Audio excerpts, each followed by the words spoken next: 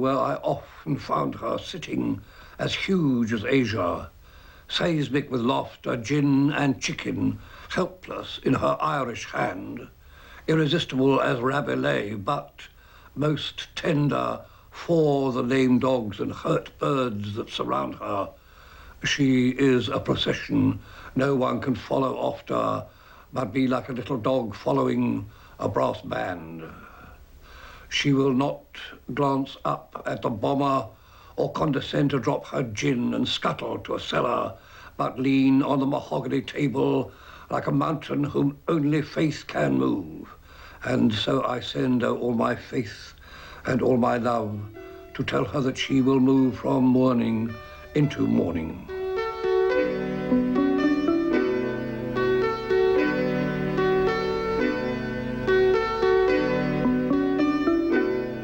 There was a school at the top of the road where there was some about 1,200 ragged-arsed urchin boys and 1,300 little girls and 2,000 so-called infants. It was the most enormous and wonderful school. I adored it. It was just as though there was a huge menagerie, all the children in this place. It was all very Dickensian and lovely. It was a tough school.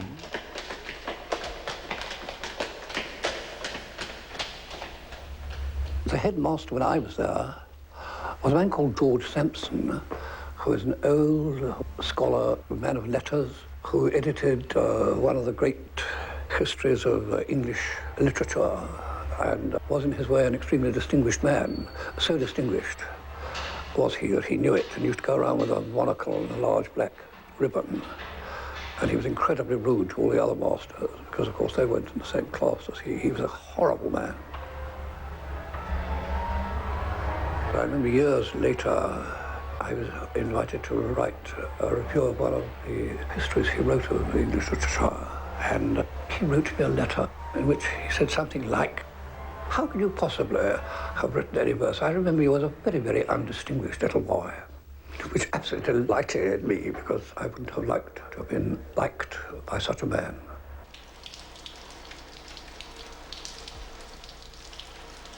The first poet I really adored was Spenser. When I fell in love with Spenser, I was about 14.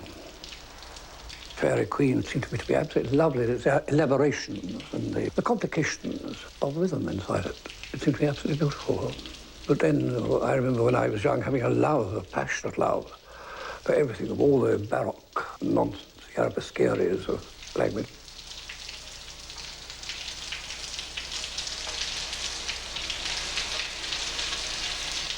We had Venetian blinds there, and I can remember sitting there looking up.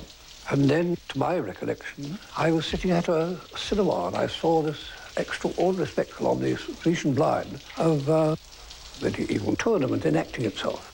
And I remember then thinking that I could write about it. I could make things happen by writing about it. That I could make figures come on, horses come on. And this seemed to be extraordinarily exciting. From that moment on, I was a sucker for it.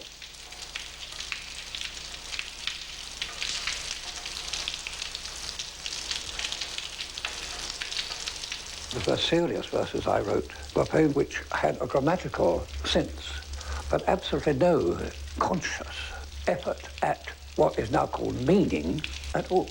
I think that quite instinctively I was trying to write verse which turned out to be surrealist.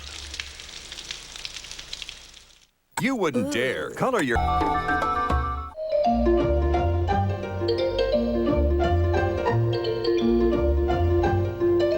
I read a book called Son of Man by Middleton Murray, and it so overcame me that I wrote to him, and Middleton Murray very, very, very generously asked me to go see him. And I went to see him, and I had from Middleton Murray the information about a bookshop, which was David Archer's bookshop in Parkland Street. It isn't there anymore. I think there's a theatre there now. I went into his bookshop and saw this extraordinary figure, something out of P.G. Wodehouse, crucified on a ladder up the wall, you see, a very elegant young man who turned and said to me, "Be an angel, hand me that hammer." which again has always seemed to me to be one of the most memorable introductions and sentences I can remember. I handed him the hammer and we became lifelong friends.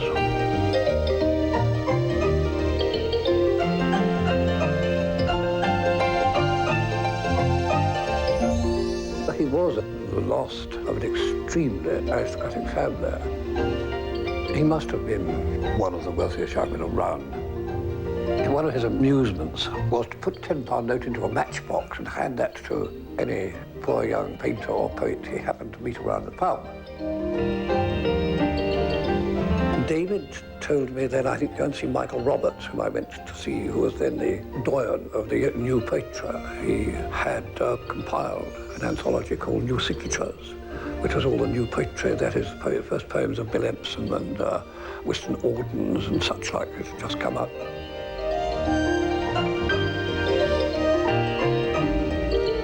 And I found that David knew some of these chaps, and I met them at the Parton Bookshop, which was David's bookshop. And I think it was David, or a friend of David's, who happened to know Walter Delamere, and he suggested I should send some verses to Delamere. And he said to me that it was fine and dandy, but he didn't follow the kind of verses I was writing, that I must go and see Mr. Eliot, and would give me a letter of introduction to him. And I went to see Mr. Eliot. In those days, Faber had only, in fact, published the poems of Wystan Auden and Stephen Spender. And, of course, it was very much an elite matter, and I was very much, that is, several years younger than either of them. There had been, and I believe still is, a kind of blue line from the universities to the publishing houses and the BBC and such like places in London, and to interfere with those communications was a very difficult thing to do. So I felt really rather pleased, well, delighted, extraordinarily delighted, when Eliot told me that he would publish my verses.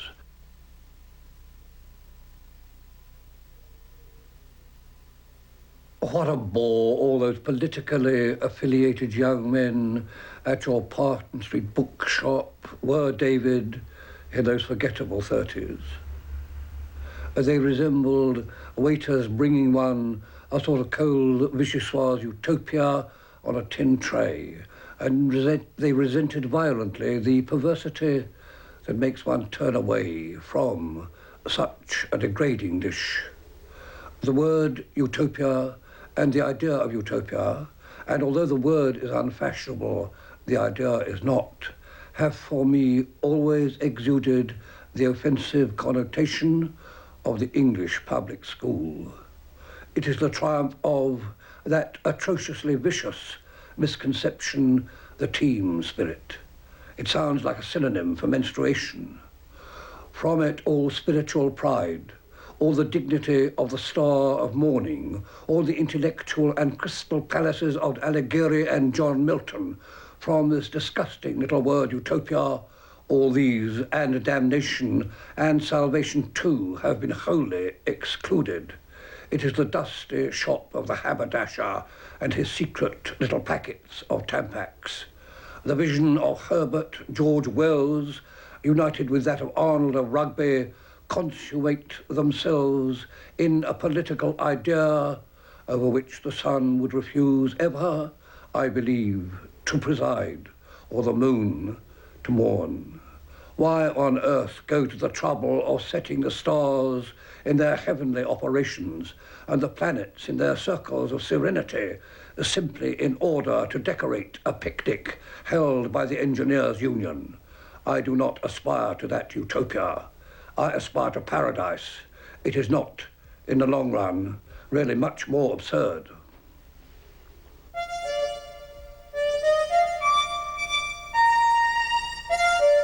The Jarrow marches were what broke me rather than what was happening with Mosley, because the Mosley thing was right out in the open. It was so ridiculous. England is not equally divided between fascists and communists. It seemed, in other words, to be possible that something might be done about Mosley, i.e., one could go to meetings in this country, you could do something.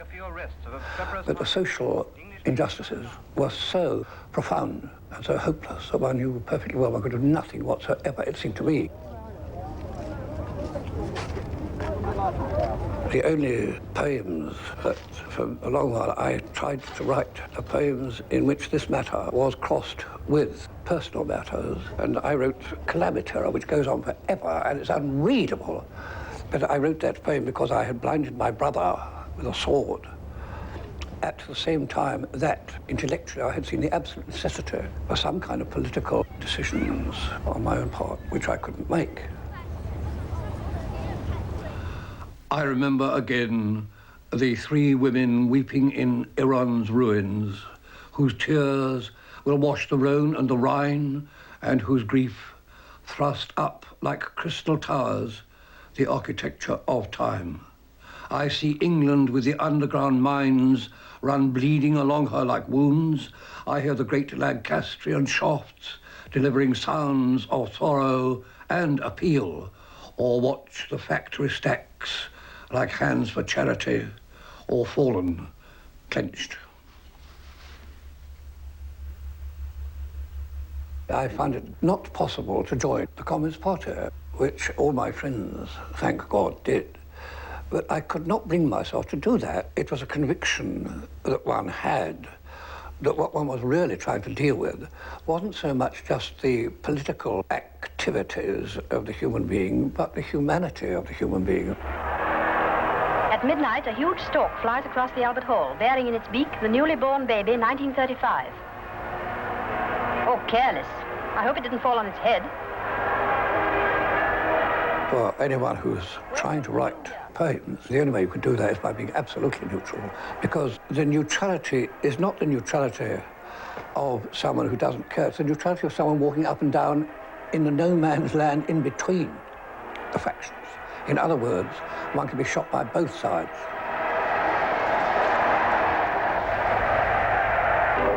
So, on with the dance.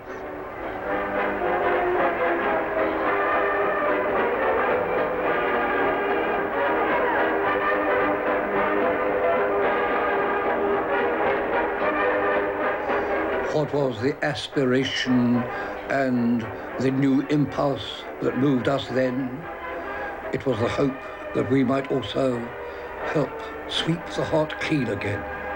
With brooms and buckets in those mountains, we swept and swept, but root and branch, the tree of time and the walls of Europe fell on us like an avalanche. I saw great aspirations wildly shaking fists as they went under, and the last words we tried to speak crushed by collapsing of thunder.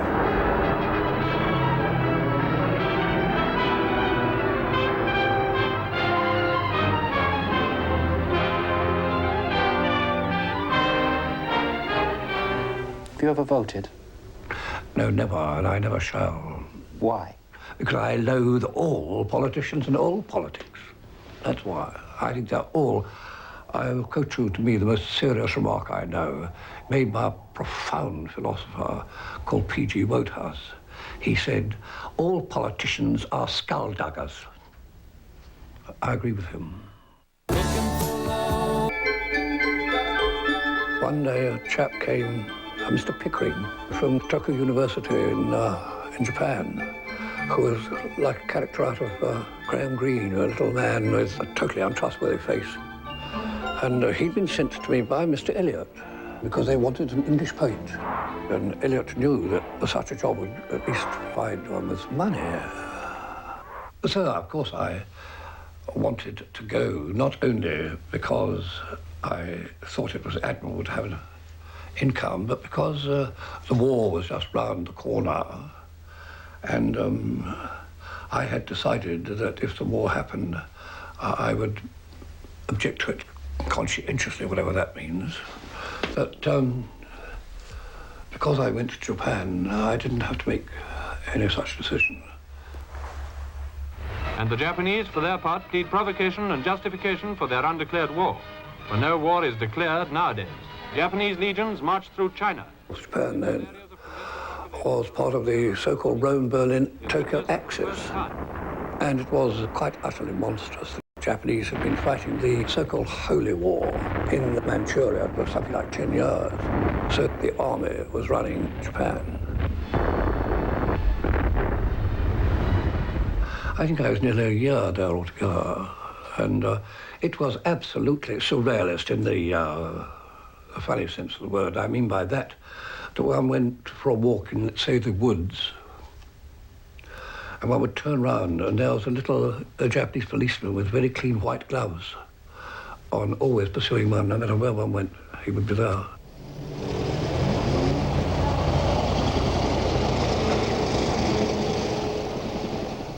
The chair in the university in Tokyo was first occupied by, of all people, that non-existent, marvellous non-entity, Lafcadio Hearn. Have you ever heard of Lafcadio Hearn? Yeah. Well, in my day in Japan, you could call up devils from the vastly deep. In fact, the only thing that was ever said to one in Japan was, with luck, you will be a second Lafcadio Hearn.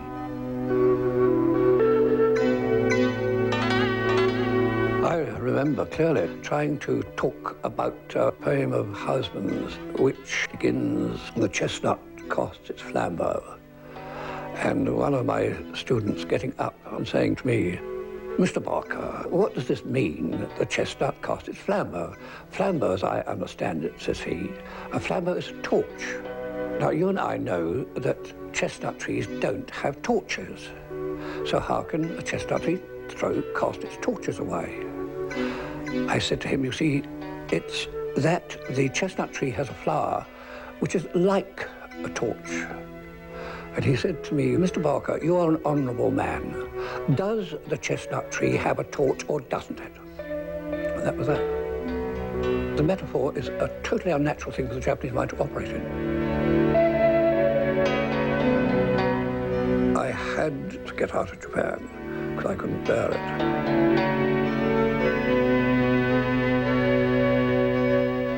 And in these islands, hung in the fringe of Asia, the herbaceous border of the Siberian waste, where I move giddily in disgust or aphasia, straddling the huts of paper and paste here in this vacuum, where goldfish float between transparent planes of mental negation, but look like thoughts.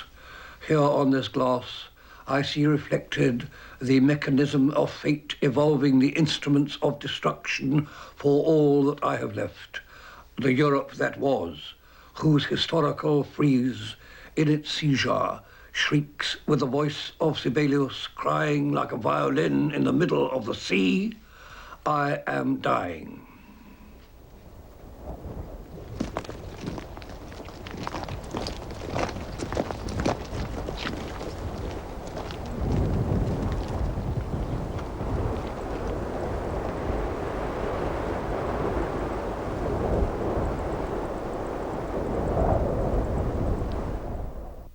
George Barker has lived with 5 women in his life. One was the Canadian writer Elizabeth Smart. For over 20 years, he's lived with his present wife, Elspeth, in Norfolk. Really gracias. Thank you. Oh, home at last. George and Elspeth, you met in the early 60s. How did you meet? Well, apart from the fact that I can remember absolutely nothing whatsoever of it, I have a kind of idea that we met either in Italy or England. We met at Elizabeth's flat in London. Oh, really? No, I don't remember that. No, I think the first time was in the Queen's Elm. No, I remember. Certainly wasn't in church, anyhow, was it? It was in Elizabeth's flat, and you were unbelievably and horrifically rude to me. Ruder than anyone had been in my entire life. Yes, I went back to Rome, and after 3 months, she came to see me then in Rome. I went to Italy with a friend of his who warned me against him all the way in the train. Who warned you against? The friend? Tony Kingsmill, a painter friend of George's. Warned you against George? Oh, yes, he sent me a telegram saying I'm bringing you a present. I knew how horrible George already was, so I didn't need to be warned. And I said, "Don't bring me a present. Bring me a future." And he did.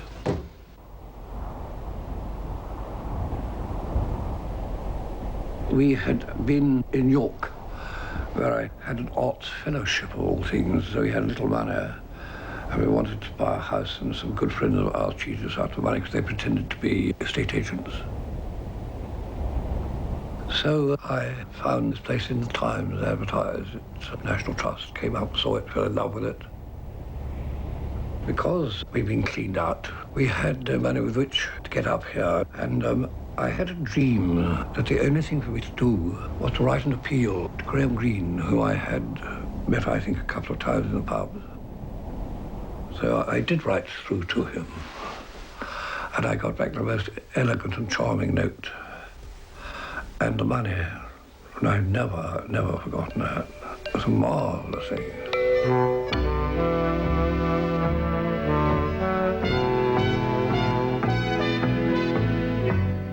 I've had almost everything out of my life. Absolutely everything, including the flattery of people whom I respected. But I never got no goddamn money. I wrote to an American lady from California, and she went to see Isherwood, and Isherwood gave her the money, which she sent it to me, so that I had my fare to America.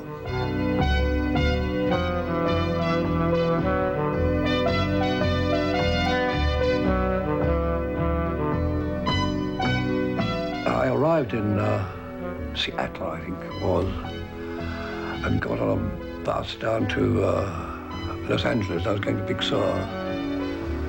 And what struck me as absolutely marvelous was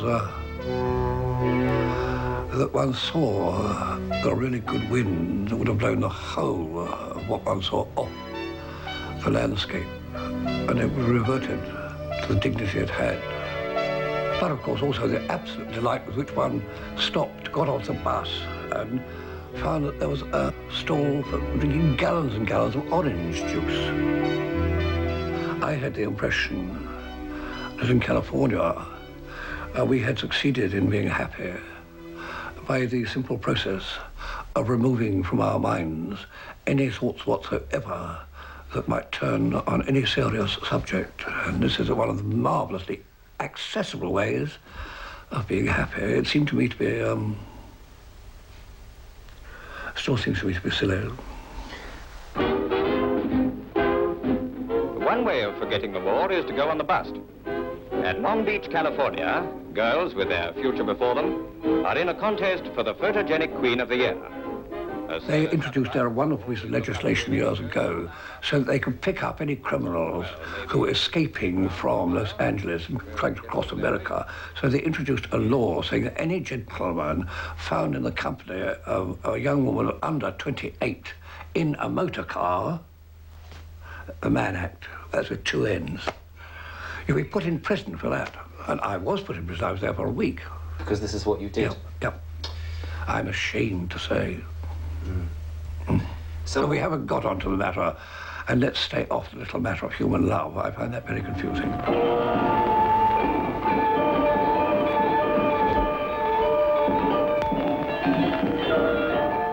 I went to New York in 1942-ish, and I had an idea about using a camera and sticking magnifying glasses, anything that enlarged things immensely, and just photographing the human body in action, as it were.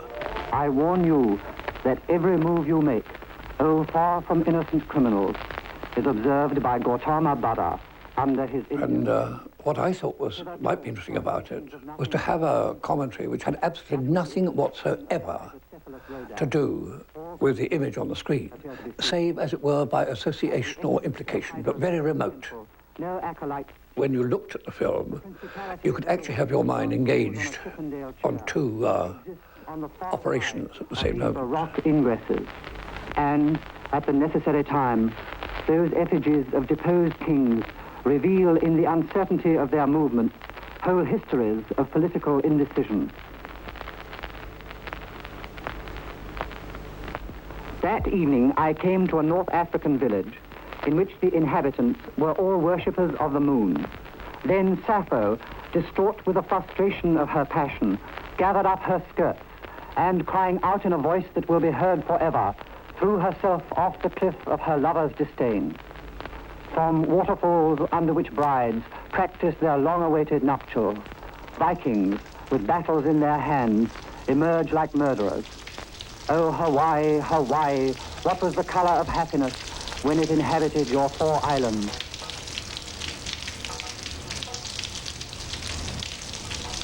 The real title of the Surrealist movement was, in fact, Surrealism in the service of the revolution.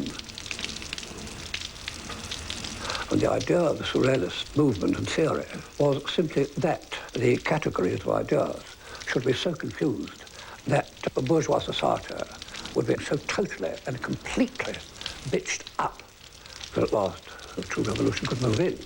It was, in fact, of course, a revolutionary idea. Insofar as that was so, Surrealism was a political movement, a non-aesthetic one.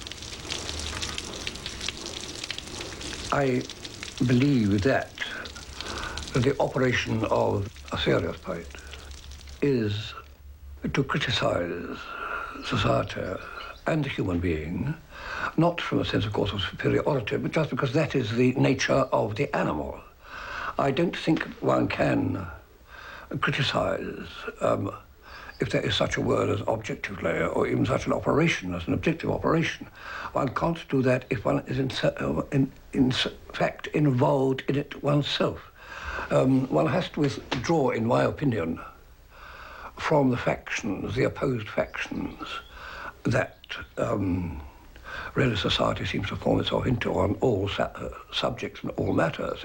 Invariably, with the dialectic in operation, you get one proposition inventing another proposition. Insofar as this is so, I personally am a believer in the operations of dialectical materialism.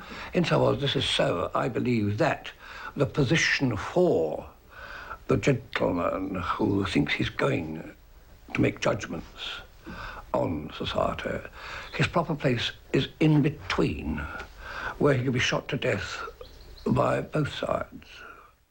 Is your child protected for the future? The editor of the Tablet, the weekly paper of the Catholic Church, he wrote through telling me that he was thinking of gathering together an anthology of a new kind of prayer that they were hoping they might evolve. He thought that if I had an idea about how this might be done, perhaps I'd let him know.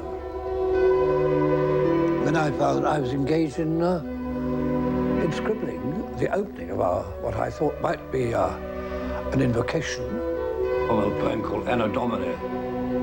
It's ostensibly, I think, a poem about the death of God. I don't think it's any more obscure than that.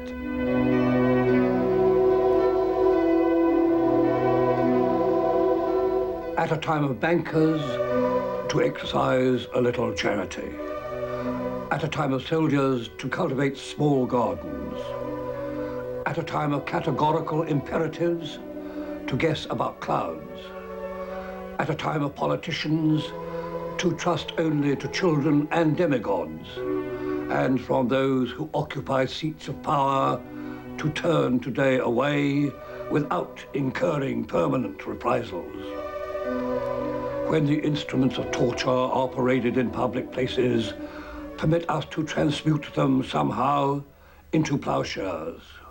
When the tribulations of some tribes or persons seem, as so often, to exceed a reasonable allotment, condescend superior to examine fate and make sure that its machinery has not gone wrong. When those who deserve little more than a severe whipping wake up to a morning of pink champagne and strawberries, visit them surely with one moment of retribution and slight indigestion.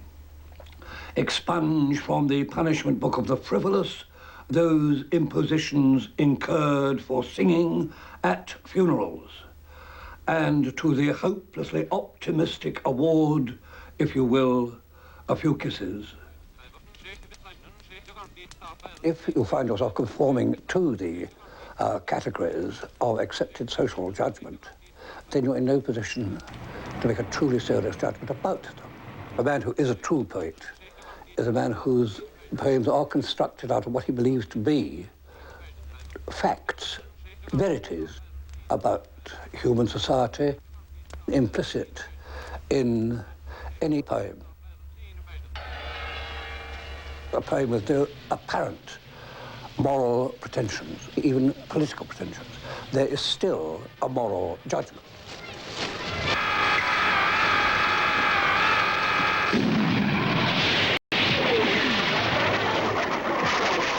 This calamity that, snakes coiled in its cloudy hair, sits on the great tripod of past, present, and what future, hypnotizing the dove with catastrophic images of the possible.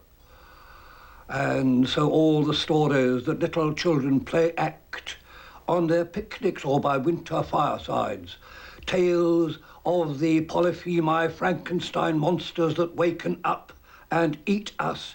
This is what you, Doctor, have done. Here is the mad creature you have created.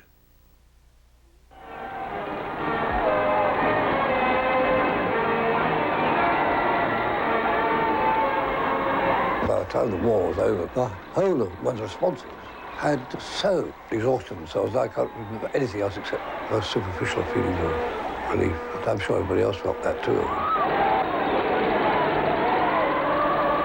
I became friends immediately with two men who became my closest of friends. That is the Roberts, that is McBride and Cahun. When I was introduced to McBride, he extended his hand to me and I didn't quite notice that he'd got a glass in it. He crushed the glass into my hand like that so that it spouted blood. And he looked at me and said, "You'll remember this, won't you?" And I hit him round the ear like that and he couldn't hear for a week. And that was the Roberts introduction.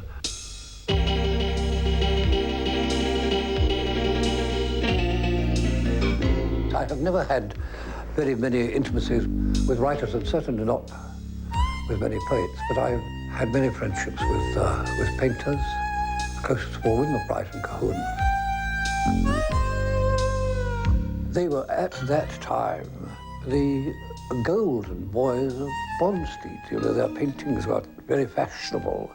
They were very fashionable as men, which, you know, they succeeded in destroying in the matter of the next 3 years by a behaviour which was quite outrageous, utterly fascinating, and amusing, cruel, eccentric. And that was a time when we spent all our money and energy, what little money, what little energy we had, in getting drunk in Soho.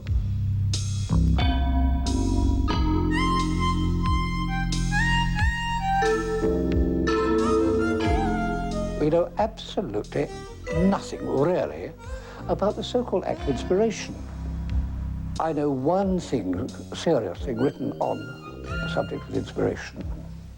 It's Plato in The Banquet, when he describes how Socrates, having read the Greek poets, knew that they had found out some wonderful things. He went and found them all drinking in the Agora, and he asked them where they got these wonderful truths and interpretations from.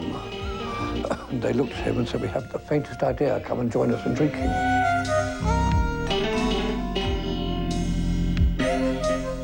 In the times that Dylan Thomas came to London, we'd meet in the pubs.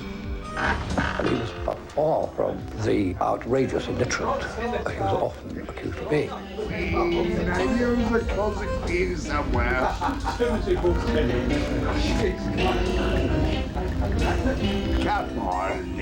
In criticising Dylan Thomas's poems, so many of those people who accused them of being intellectually irresponsible fail to see that although that might have seemed to be true, what they weren't observing was that the poems as incantation were only too damn responsible. Verse is simply recurrent rhythms. It is extraordinary. It mesmerizes the intelligence, as when one repeats the same word, like one repeats it time and time again, and you can put the mind into a condition of extraordinary suspension simply by repeating one word. So in the operations of verse, the rhythms recur and they induce an extraordinary condition of enchantment, or I think it is a kind of enchantment, or a condition of being mesmerized by the repetition of sounds. This actually does put into suspension. This is why when Coleridge says, if you'll remember, there is a suspension of disbelief when you read a poem.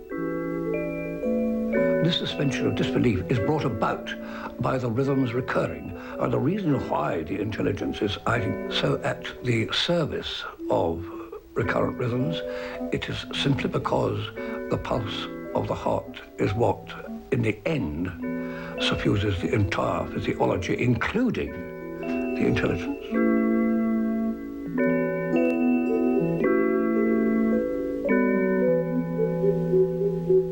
One is not intellectually responsible for what is really going on. These things, I think, arise from sources that are deeper than the operations of the rational mind.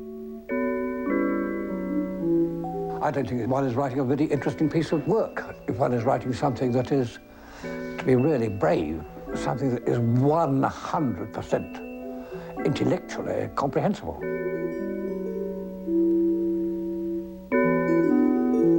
I was sitting in this lovely room in a woodcutter's cottage that I had in Sussex, and I recall terribly clearly now seeing that in my own imagination, suspended from a wire, this enormous stone statue like a pendulum, and it was swinging very slowly backwards and forwards. And I knew that if I lifted my head up, I'd get my brains knocked out.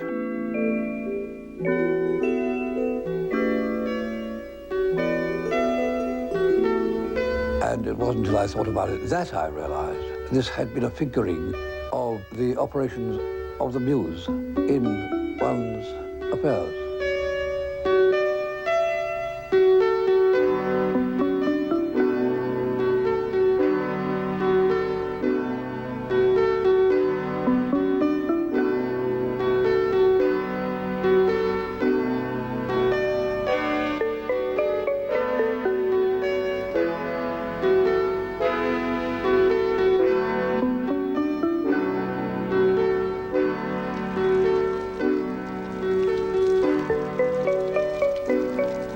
I think that as the time goes by, well, certainly I have tried to cultivate a simpler style of writing because I know that when I was young I had a great love for all the arabesque areas and the elaborations of a very Baroque style. I loved that, and I think as I have grown older, like most other gentlemen with the same propensities, I found myself more and more in love with the simplicity.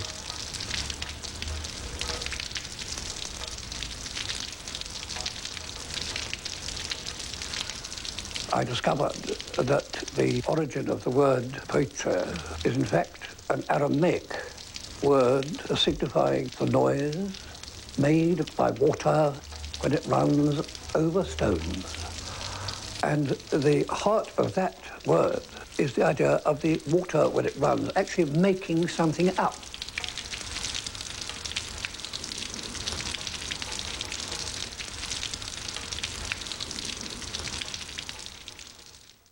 The next Anna Nicole Show.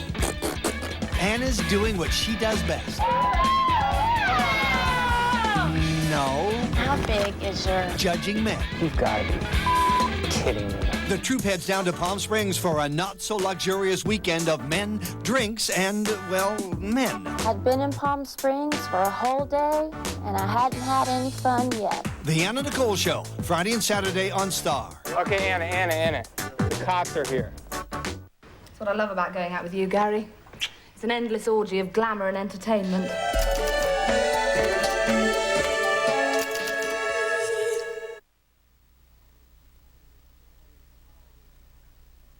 Foul tractor blusters out of its shed and drags a day's work like a piled sled behind it. The crimson December morning brims over Norfolk, turning to burning Turner, the aqueous watercolour idyll that earlier gleamed so green that it seemed drowned. What further sanction, what blessing can the man of heart intercede for than the supreme remission of dawn?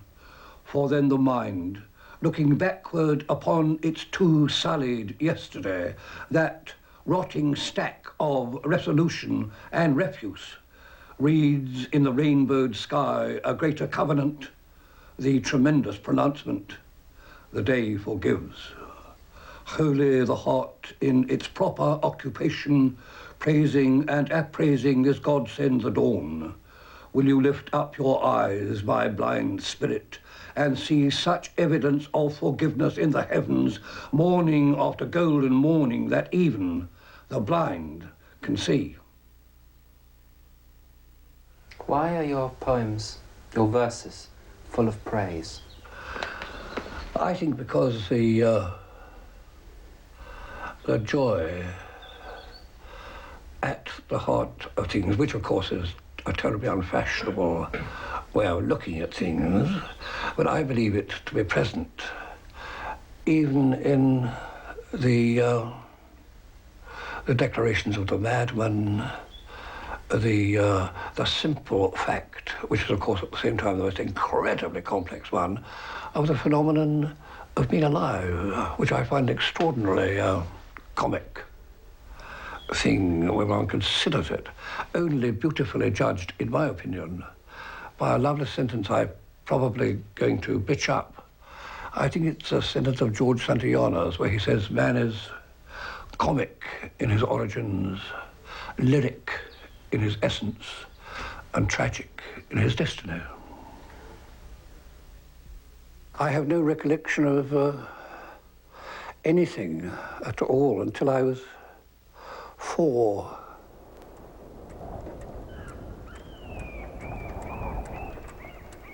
It was of being on a bicycle with my father, who was a soldier, and not quite normal. I mean by that he was in the practice of sleeping with a pistol on his pillow, for instance.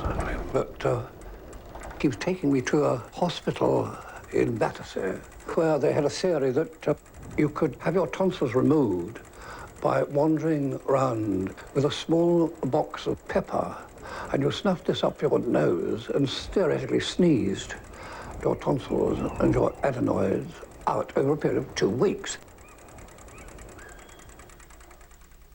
My father, I think he was a very honest and I think extremely noble man, who would say to me, well, you're wasting your time writing poetry. It's a nice thing to amuse yourself with, but what are you going to do with your life? And that was when he was in his kind mood. When he was in an unkind mood, he had no time for me at all. But I had disappointed him because he had expected me